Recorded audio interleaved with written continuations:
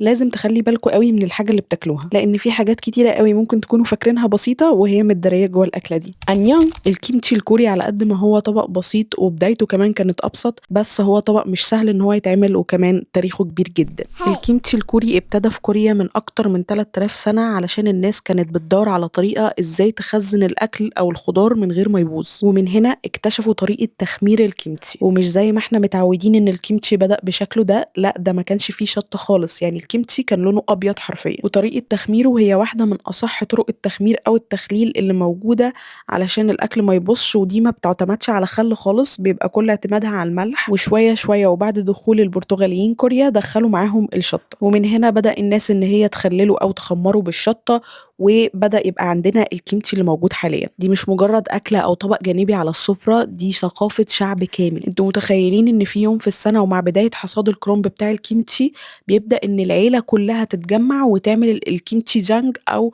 اليوم بتاع خلطة الكيمتشي عامةً، ومش بس كده ده في كمان قرى كاملة بتتجمع علشان تعمل الكيمتشي أو أحياء كاملة بتتجمع عشان تعمل الكيمتشي، لدرجة إن المدارس تدّي يوم الكيمتشي جانج ده أجازة. أنتم متخيلين قد إيه مهم؟ ولو كل معلوماتك عن الكيمتشي هو كيمتشي الكرنب، فأنت أكيد ما تعرفش إن في أكتر من 200 نوع كيمتشي موجود في كوريا. أشهرهم الكرنب، بس الكوريين ما خلّوش خضار غير لمّا عملوه كيمتشي، وفي منهم أشكال وأنواع، منهم الحراق والبارد واللي عمايله قصيرة جدًا واللي عمايله طويلة أوي، اللي بيقعد وقت قليل واللي بيقعد وقت طويل، عالم كبير أوي. وبعد التاريخ ده كله مش عايزينهم ياكلوه مع كل وجبة؟ قولوا لي بقى بتحبوه والّا لأ؟